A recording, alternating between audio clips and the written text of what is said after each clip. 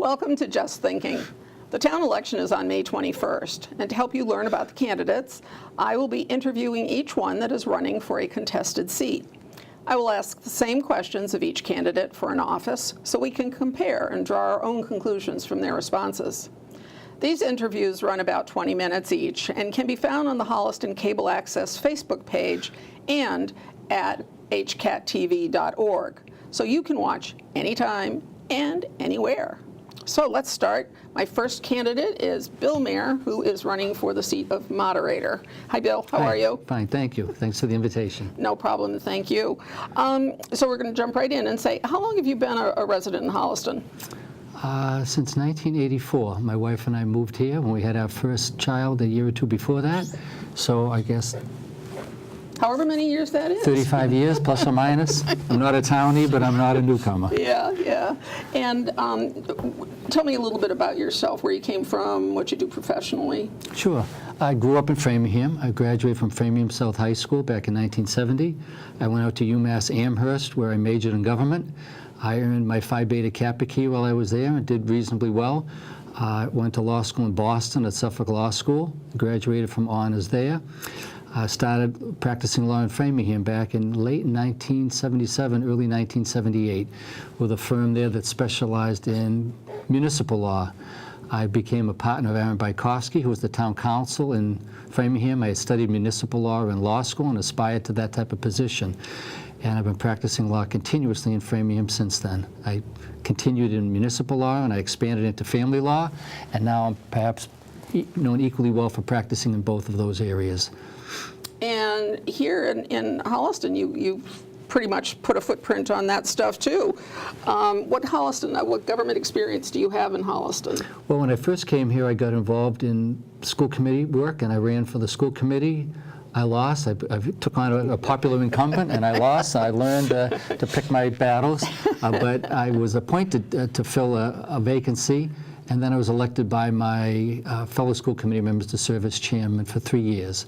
A vacancy on the Board of Selectmen occurred with the untimely passing of Mark Lippitz, and I ran in a special election to fill his seat, and I filled that seat for a term. Then I served on the school building committee that helped design and build out the middle school, and then I was fortunate enough to be selected by the Board of Selectmen to serve as town council for the town of Holliston, which is a great professional honor for me. I was reappointed for some 16 years unanimously by the board up until about a year and a half ago, when I thought that the town would be better served by somebody who did just municipal law and had more resources, so I stepped away from it. And that's what I've done. That's the story. Yeah, okay. Sure. So why are you interested in this position? Not to draw any conclusions from what you've said. Sure.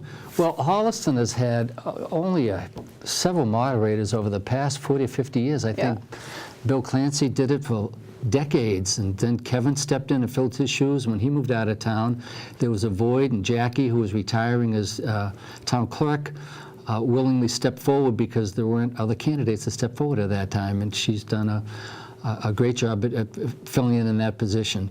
So we've had a tradition of dedicated people, not many of them, and I saw when Jackie was going to be unable to run for re-election because of some health concerns that she had, that there was a vacancy there, and I didn't want the town to have to turn yet again to somebody who had not been involved in that level of involvement in the moderator slot, and so I decided to step forward and take out papers to run for it.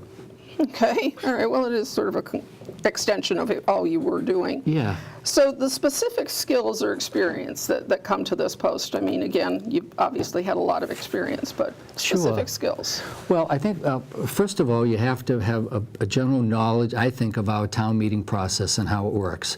It's not unique to Holliston, but it is an important aspect of the job, is to be familiar with our bylaws, how the town meeting is run, familiar with Robert's Rules of Order, the warrant, the motions, and things of that nature. As the town council, I was always the last point of reference for the town warrant. Town administrator puts it together with input from other town boards, and I had ultimate responsibility to make sure that the warrant as presented passed muster. And then during town meeting, the town moderator relies on town council, but the town moderator is expected to understand the town bylaws, the town meeting laws, the general laws that are applicable, and be able to handle debate in a reasoned, Right. nonpartisan, Yep, detached. temperate, detached procedures. So it's kind of somewhat ironic that you have to run for the position, and in essence, it's a political office.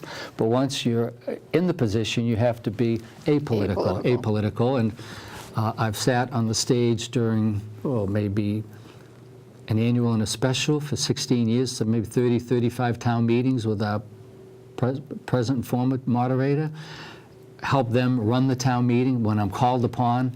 And so I think that those skill sets are what are helpful when necessary. Okay.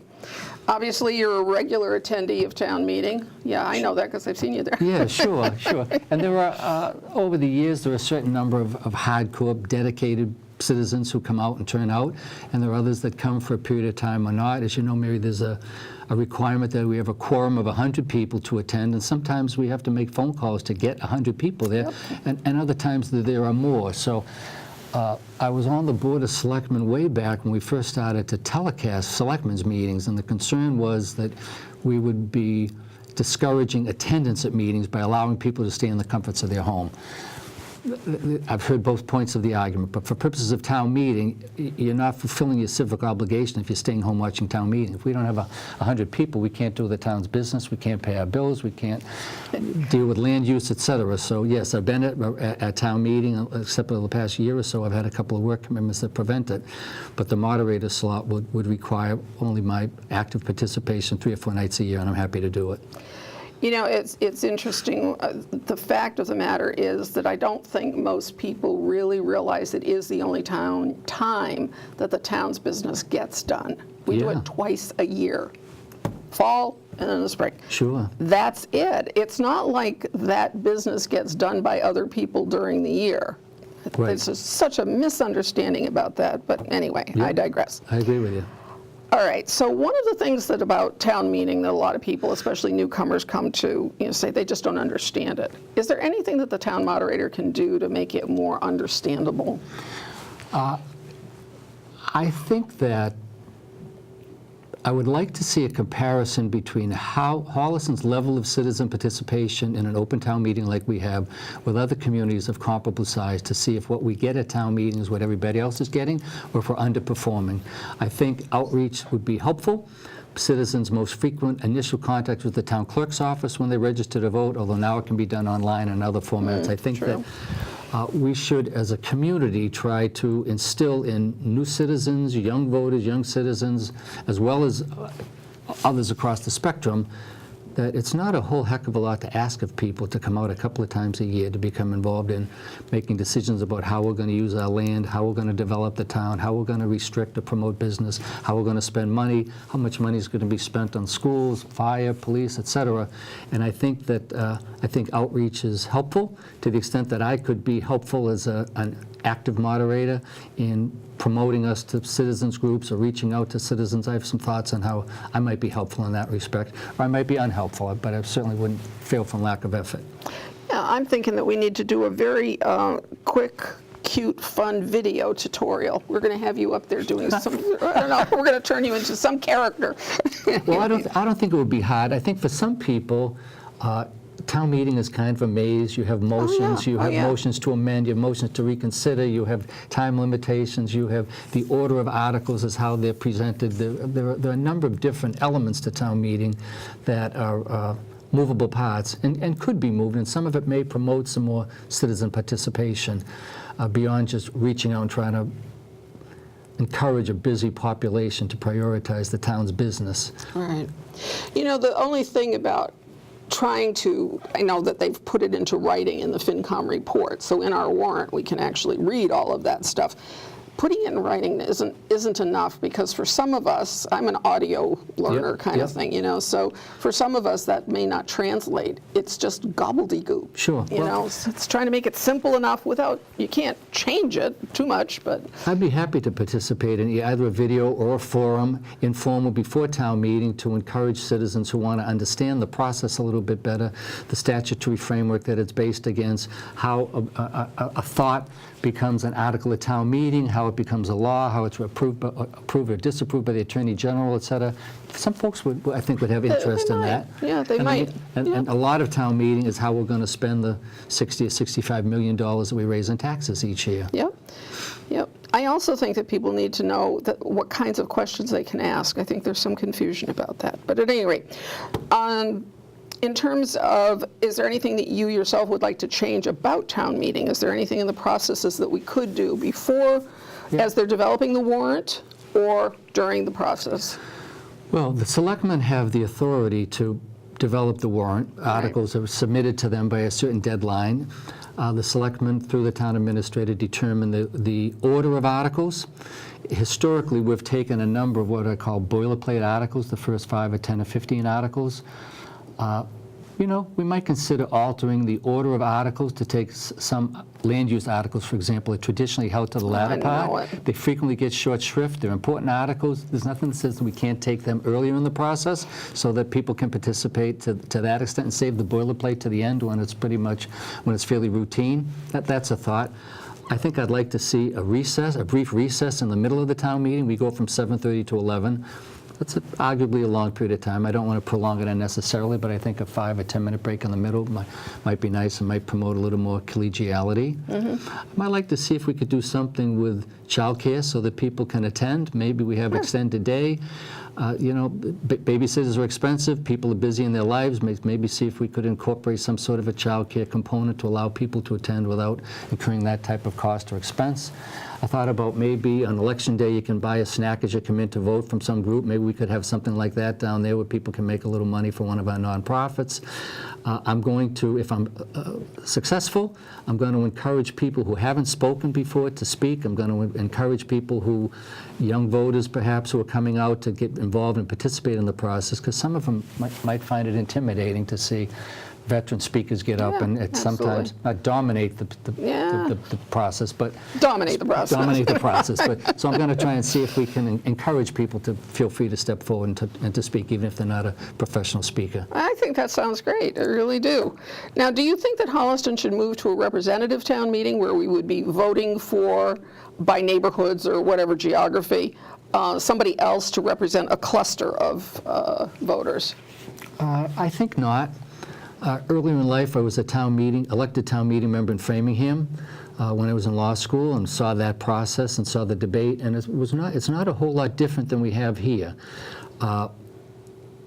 In Framingham and other larger communities that have representative town meeting, they're more commonly identified with geographical areas of town and neighborhoods, and they try to advance or protect the interests of their neighborhoods. I mean, Holliston we have our pockets of commercial development, but it's by and large residential, and I don't think that it would serve our interest to take what's right now probably the most pure form of democracy to allow registered voters to come down and speak their piece and cast their ballot. I think to some extent there's always, as you formalize it with representative town meetings, a loss of some of that innocence that we have in allowing somebody to come down off of their tractor and come in and say what they want about Holliston, be an agricultural community, or doing something with traffic lights, or things of that nature. So I probably would be initially opposed to that unless I was convinced otherwise.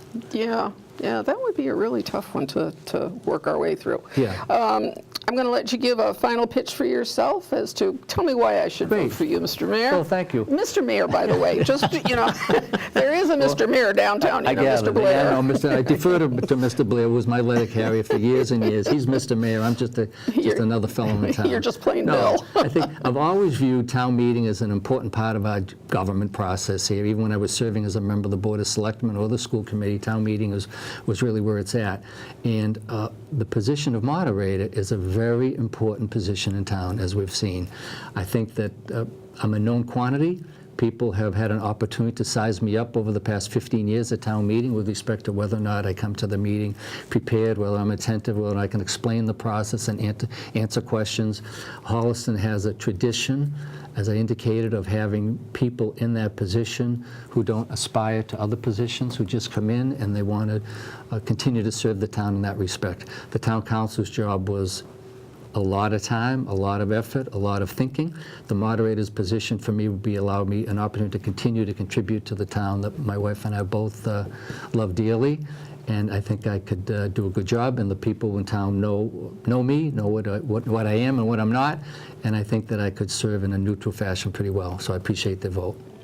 All right, okay, well, that's, as they say, a wrap for us. Thanks, Okay. Bill, good luck to you. Great, thank you very Great. much, Mary. So in closing, now that the candidates have shared their views, please be sure to do your part and vote on May 21st at the high school field house between 7 a.m. and 8 p.m. Turnout for the town election in 2017 was 11%, just 1,100 voters. In 2018, 16% turned out.